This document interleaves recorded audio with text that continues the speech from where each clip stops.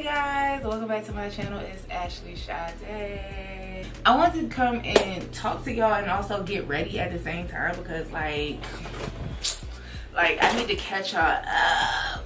I need to talk to y'all. It's some changes that's gonna happen and I'm just hoping that y'all stick around and ride it out with me because I really want to take my content serious. So for those of you who don't know, I've actually been doing YouTube for a little minute now. I've been doing YouTube since 2011, y'all. September 12th, 2011 to be exact. And when I think about it, it's like, wow, like I really could have been an OG, triple OG if I would have took it serious. I was so inconsistent, and on top of being inconsistent, I just wasn't as confident in myself as I am now as an adult. And I mean, that'll do. It starts with self, you know, and if you ain't feeling yourself, how do you expect other people to feel you? You know what I'm saying? And it's so crazy because at that point in my life, I was probably the most confident I've ever been in my life. The issue wasn't really like self-confidence on like in person. It was like self-confidence on the internet. You know what? Let me rephrase that. I don't even think it was self-confidence. I don't like being seen. Is that a part of self-confidence? It's like, I don't care if the strangers see me, but I don't like people that I know seeing me. And I always had like fear of people that I know finding my content, so I would take it down. And that messed me up because y'all, the content was so good. Like I was into fashion real bad, into thrifting and recreating looks. Remember I recreated this Rihanna look and I don't think I got any pictures. I was just too afraid of people that I knew finding me, people that didn't like me finding me and shit about me, telling people about my channel. Now that I'm older and I'm more mature, I'm like, oh, that's promotion. Like, yeah, tell people about me, word of mouth, get the people, you know, get the people looking. I'm sure it's a couple of people out there like me that have that fear or had that fear of being seen. I still have it. Like, I'm not gonna act like it just went away, and I know y'all are probably gonna be like, damn, it's been since 2011, I still do. The whole gaining weight thing, that was another thing that kind of like tapped into my fear of not being seen. Don't look at me, I don't like attention type vibe. I've never liked attention, even when I was smaller. I wanted to read y'all from this book the insert that kind of got me back remotivated and made me realize that I needed to like, I gotta get it together. You know, if I want my life to be the way that I want it to be, I gotta get it together. So it says here, the topic is go for it. So I should have known it was gonna be really, really good. Okay, so we all have potential to do great things. There's something greater than you can see or comprehend right now. When God begins to reveal his plans, we can't hesitate. We have to be ready to just go for it. So don't get bogged down by your past. Don't allow your fears to hold you back. You have people who are assigned your life and they are waiting on what has to come through you. So no more delays, no more excuses, no more distractions. Just go for it. That is Dr. Kimberly D. Moore. Don't know her, but I think I mentioned this book on this channel before. Like, y'all, this book, it be so motivational. And then like I was thinking about Kyra, how she's like, don't let your mind talk you out your spot. And honestly, it be us. Like it really be us. It be ourselves being in our own way. And we gotta get up out our own way. We gonna be making some changes. Let's get into it, okay? So listen, one of the things that I have been seeing on TikTok before she got banned and came back to life immediately, like she didn't even leave that long, and I can't even get back up there because I deleted the app. We were discussing how if you're starting a YouTube channel from scratch, you shouldn't be starting as a vlogger. And as somebody that consumes and create content, I couldn't agree more. From the outside looking in, meaning like as the consumer, I've noticed that a lot of people had YouTube channels that were like subject based and then they grew into vloggers. I do 100% get it. You can't really just hop on YouTube and be like, let me vlog my everyday life and think that people are just gonna connect and think that people are just gonna find you, because who's really looking for a stranger to watch? You know what I'm saying? Like, I didn't come on YouTube and just be like, let me find a vlogger. No, I probably searched I don't know, maybe a hair tutorial, and I came across somebody that was really good at doing hair, and because I liked her content, I subscribed to her, and then years later she decided, you know what, people want to see more of me, so let me become a vlogger. Y'all get what I'm saying? So with having that said, I do feel like I have to go back to my roots. I don't know if y'all realize when I started this channel, not a new gray coming in.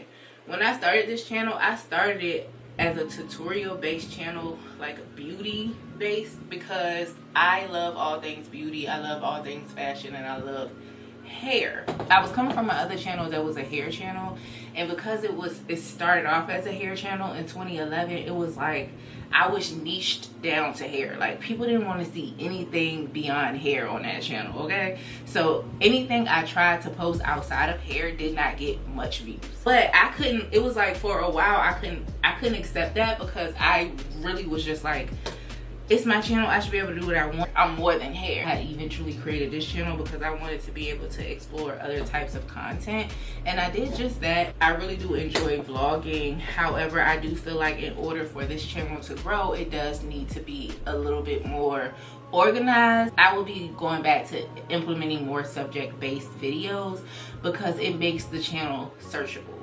Like I said, ain't nobody out here searching 35-year-old woman doing random Target hauls. You get what I'm saying? Like, it's not really searchable content, but you can definitely search like makeup tutorials, hair tutorials, DIY videos, and that's what I want to give y'all along with vlogging. But the vlogging is going to be a little bit more subject based. I am kind of getting back into my fashion bag, meaning that I am really enjoying clothes again now that I'm losing weight. So I will be implementing fashion videos. Like, this is the get ready with me, so it will be a little bit of fashion at the end of this. And of course the vlogs are not going anywhere, but they're gonna be a little bit more organized, a little bit more subject based. So we're talking like daily routines, skincare routines, maybe like a hygiene shopping with me, travel vlogs, videos that are searchable. Right now I just feel like my videos are just like very random, again, not searchable content, and I want to be able to be found because I really want to work on like growing my community and just growing as a YouTuber, content creator in general. Another thing that I'm gonna probably really focus on this channel is like personal development,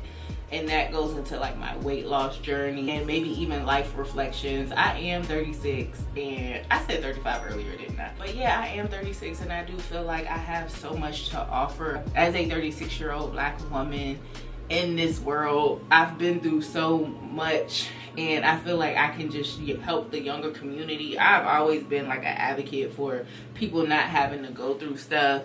Like, I went through it, so let me tell you about it so you can avoid it unless you want to go through it. I've always wanted to be that, you know, like that big sister type vibe to the younger community, and I don't, you know, like maybe I can do that here on YouTube. So yeah, the point is that I do want to take this channel and kind of like turn it into something like a bit more than what it is, because right now it's really not much, you know what I'm saying? It's a cute little channel, but it's really not like all that it can be. I know I have more to give, you know, I'm a multi-talented person. So did I even say Happy New Year? And if we're talking analytically, the last vlog I posted was just like a daily vlog. I got 6 views. My travel vlogs, which are subject-based vlogs, they have like, one of them has over 1,000, the other one has 800 and something. So it's proven. Okay, so now that we've gotten that established, let's get into some life updates. First and foremost, let's get into my skin, y'all. So I will say this, my skin has cleared up, but the problem is I don't really 100% know what's going on with my skin. I be having breakouts, but they're not as bad as they used to be, and they're not just like in this area. I do think this area was like hormonal, and that's why I was breaking out in this area so much. But now they kind of just be at random all over, and it don't be a lot. Like, I be having days where my skin is actually clear. I did stop taking inositol. I went to my OBGYN and I asked them to test my hormones to see if I have PCOS. So if you do feel like you have PCOS, you have issues with like losing weight, you have random acne and you never really had acne, chest acne, back acne, you getting random hair growth on your face, your OBGYN would be the doctor to test you for that. And you would just ask them to test your hormones. Like, test me for PCOS. Whatever you gotta do to test me for PCOS, do that, because I want to know if I got it.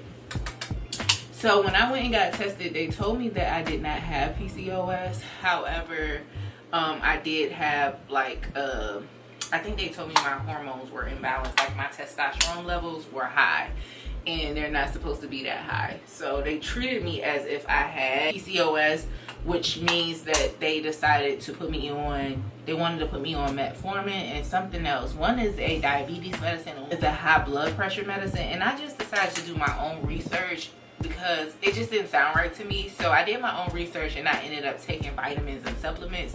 Inositol was one of them. A year later, when I went and got my checkup, she told me that my testosterone levels were back down to normal.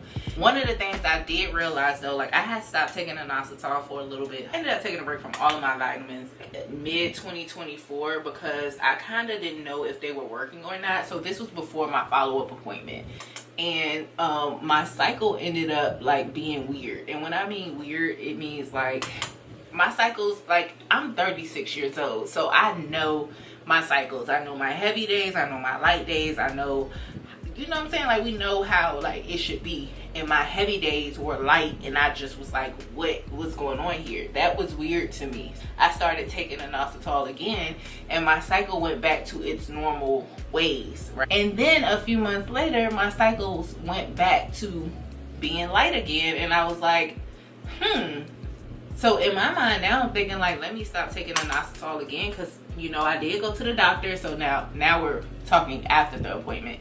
I did go to the doctor, and she told me that my testosterone levels were back to normal. So maybe I'm overdoing it. Like, maybe I'm over, you know, maybe it's overkill now.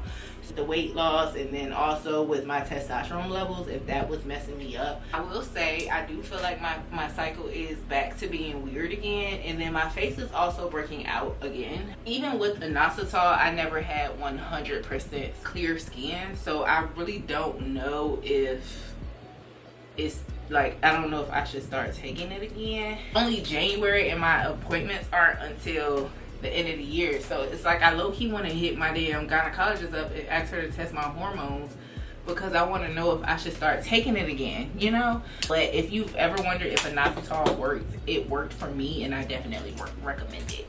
I will be trying to revive my hair channel. We're gonna try to bring her back. Why, you ask? Because I feel like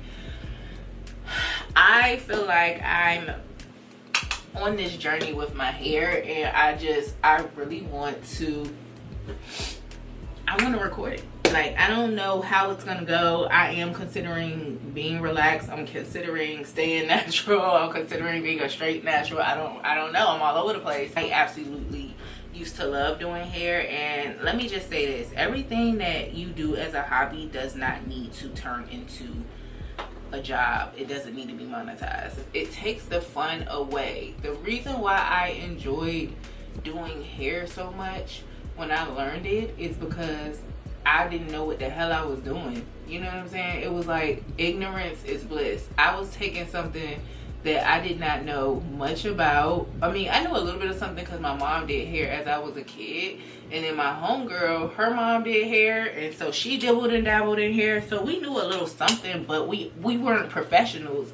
And so it was just so fun to, like, be able to do stuff and watch it come to life, and knowing damn well you didn't really know what you was doing, but you did that shit. It was just something about it. Like, every hobby does not need to be monetized, and I learned that the hard way. So that's why I actually stopped doing hair, because I fell out of love with it, and now I just kind of feel like maybe it's time for me to get back into it, but for myself, not for other people. You know what I'm saying? So, like I said, doing hair was just something for me something that I used to really enjoy. So hopefully when I do it, it doesn't frustrate me, because it's kind of hard to have fun with it once you learn the technicalities of it, you know.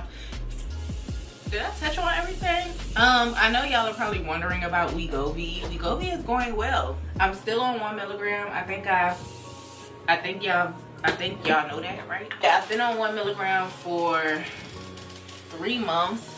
I will say this: I was really expecting to, like, lose way more weight than I have lost. but I've done well. I will be doing a more detailed video for you guys about like where I started and insert pictures and all of that.